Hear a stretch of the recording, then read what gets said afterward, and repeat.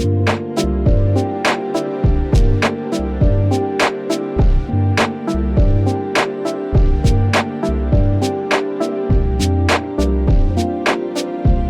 brand new, massive expansion for No Man's Sky was released today, thoroughly proving that a video game can overcome a terrible launch. Good morning, good Thursday morning to you. I'm Shane Satterfield from Sifted, and this is Good Morning Gaming for April 14th, 2022. The show is in our patrons' feeds bright and early every weekday morning. If you'd like to get the show the way it's intended in a podcast feed, head to patreon.com/sifted and drop us a pledge. The show is free on YouTube for everyone else. You can find our flagship show, Game Face, by searching your favorite podcast service. Please give the show a review if you can. So today, a gigantic new update for No Man's Sky not only was announced, but it was also released. It's called Sky Outlaws. This latest update lets you become a space pirate and smuggle goods, recruit wingmen, and much more. It also revamps space combat, adds the first new class of starship since before the pandemic, and so much more. Who could have ever seen this coming back in 2016 when the game launched and everybody wanted Hello Games' Sean Murray's head on a pike? While it managed to deliver a massive procedurally generated galaxy with thousands of planets and creatures, players were angry that there was no multiplayer, the gameplay was repetitive, and it seemed to lack any sort of overt story or goals to achieve. No one would have blamed the studio for polishing up what was there and moving on, but that's not what happened. At all. After admitting that the studio fed into the ridiculously ambitious marketing, and ultimately the game failed to deliver on those promises, Hello Games went back to work. Since then, the game has received multiple free major content updates that have rectified the previously missing features: multiplayer, surface vehicles, base building, space fleet management, cross-platform play, virtual reality support. They've all been added since. There was the Foundation update, the Pathfinder update, the Atlas Rises update, Next, Beyond, Origins, and on and on. Now we're getting this new Sky Outlaws update, and it's no less substantial than the others now 6 years on from release. It's impressive and kind of astounding, to be honest. It's also a masterclass in how to revive a dead game. The studios behind Marvel's Avengers and Anthem should take note. Both games could have been similarly rescued, but it appeared that all the post-launch decisions were made around the economy and finances of the games instead of just getting them right.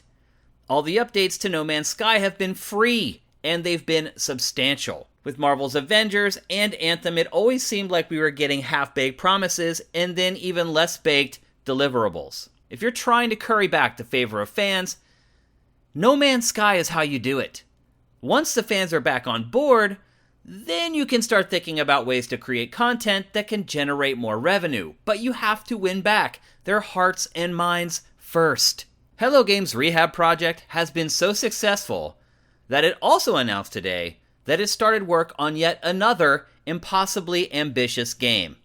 It claims that most people would think it couldn't be built with a 1,000-person team. Rewind back to 2016 and the launch of No Man's Sky, and this announcement would be laughable. Imagine if I told you, a month after this game released in 2016, that in 2022, Hello Games would say something like this, that it's going to work on a game that most people think would take 1,000 men to create. You'd laugh me out of the room. Call me crazy, but after what the studio has done to No Man's Sky post-launch, it actually has me confident that Hello Games can actually deliver on this ambitious new project. It has changed my mind. Not only about No Man's Sky, but also about the capabilities of Hello Games. You think BioWare would like something like that right about now? It sure would. So, if you launch a game and it falls on its face, it's not game over. If you respect your customers and you're honest with them and work hard, you can actually turn things around. It's the games and studios that focus on the bottom line first that are generally doomed for good. And now for a couple more stories from the top of your sifts. In one of the all-time most embarrassing gaffes in A period of a few years that has been filled with embarrassing gaffes. The ESA, the nonprofit in charge of E3, and the nonprofit that lobbies Congress for laws that are beneficial to the gaming industry, forgot to renew the URL for the official E3 website. Today, if you went to e3expo.com, there was a message from GoDaddy saying that the URL was up for sale.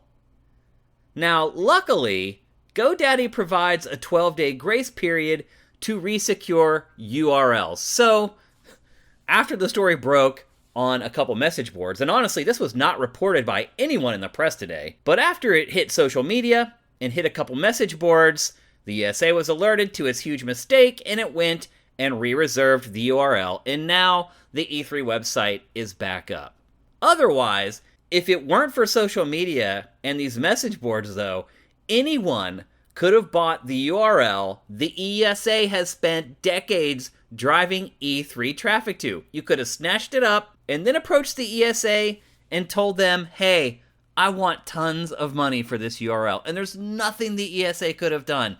Who is running that organization? It has just been one blunder after another. While I do not think that you can just get rid of the ESA entirely, it needs new leadership. It needs fresh blood. It needs people there who are a little bit younger and understand how the modern internet works. Embarrassing.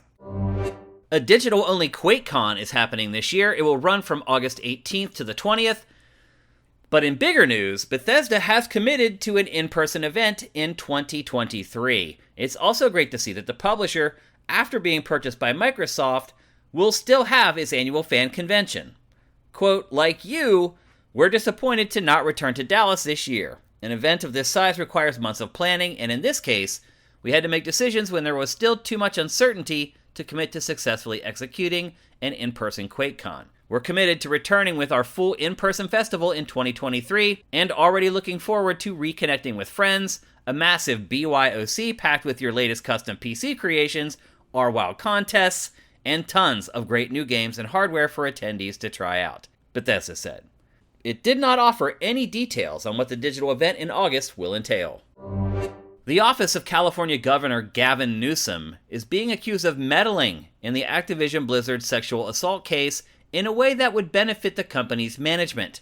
A California state lawyer, Melanie Proctor, says the governor's office fired her boss when he attempted to protect the independence of the DFEH, the organization investigating the claims.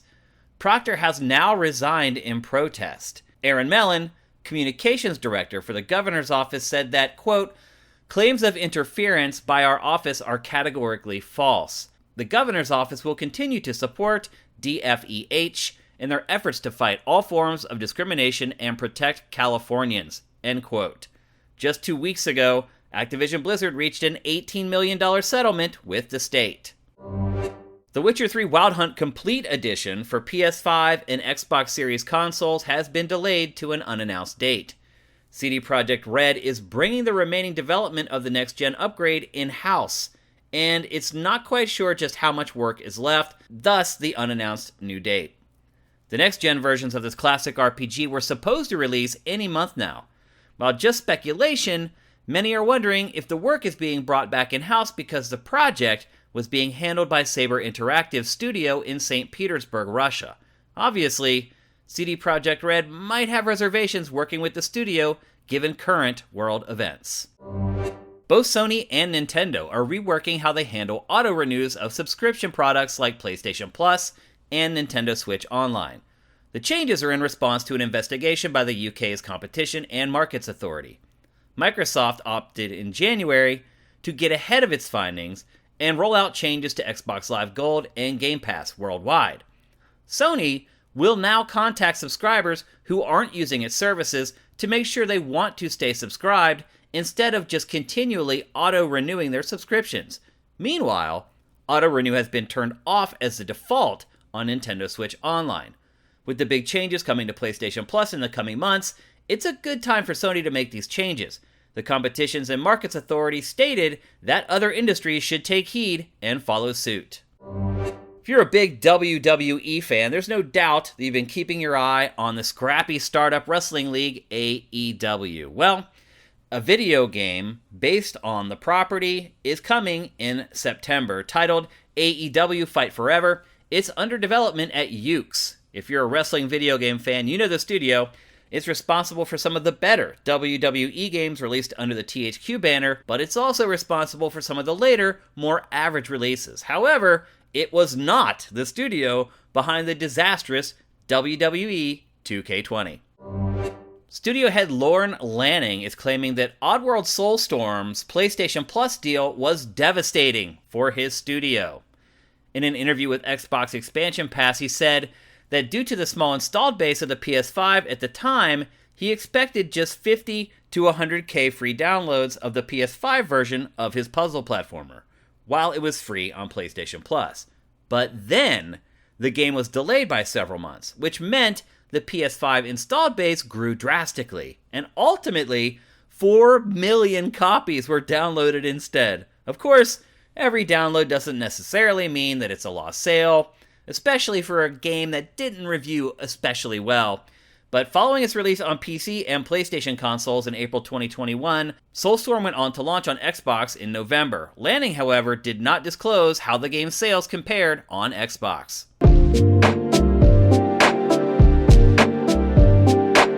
Let's take a break, and when we come back, we'll tackle today's boss fight.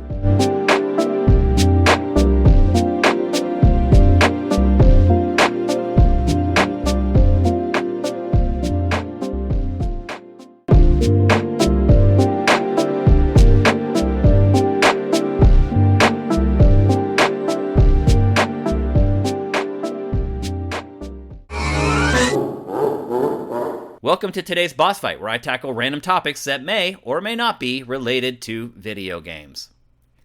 If you spend a good bit of time on the internet or engaged with video game Twitter, you've undoubtedly heard reports the last few weeks of Xbox Series X remaining in stock for quite some time after being restocked at major retailers. While it's still eventually selling out, the consoles aren't being snatched up in 5 minutes like they used to be. One recent restock at Walmart lasted a couple days. Restocks are also more frequent of late, denoting that either production or shipping/supply chain issues have been somewhat resolved. Xbox's Phil Spencer stated in February that he believed Xbox Series X would remain in short supply until at least June, but it appears that that timetable has been expedited a bit. So Xbox Series is readily in stock at digital retailers, but what does that really say about its business? If you listen to Spencer, everything is going about as well as it could be. He claims that Xbox Series X and S systems continue to sell faster than any previous generation of Microsoft consoles. But an analyst from Nico Partners, Daniel Ahmad, claims that Microsoft ended 2021 with its Xbox Series family of devices reaching cumulative sell-through of 10.3 million units, or on par with the previous generation Xbox One cycle.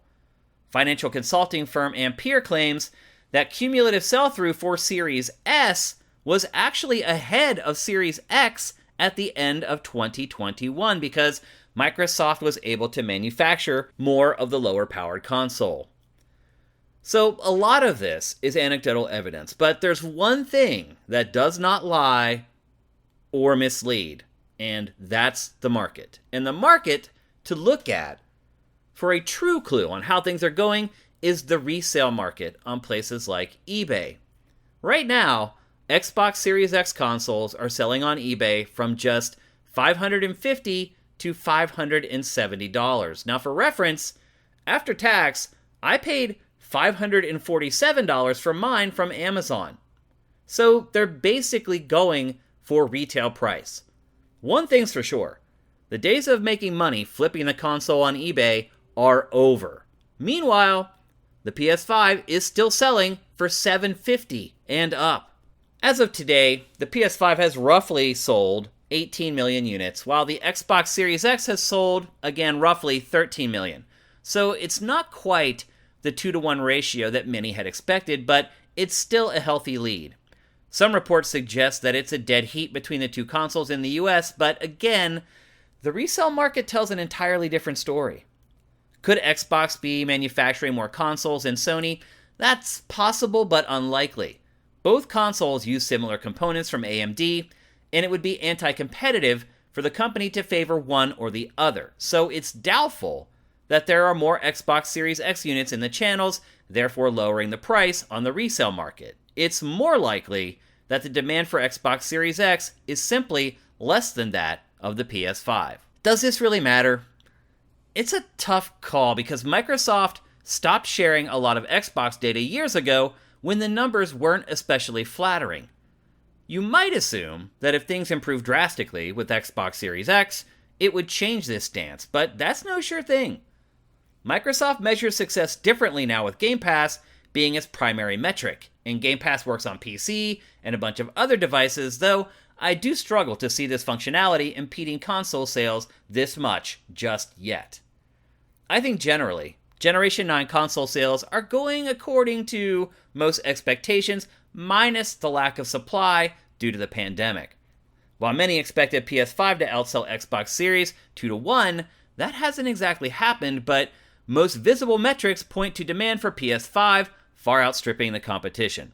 So, when supply constraints are no longer an issue, perhaps it does hit that 2-1 benchmark. But one thing's for sure, all three platform holders are doing amazingly well, with entirely different strategies, and it appears that the market will be able to support them all. And that's good news for all of us.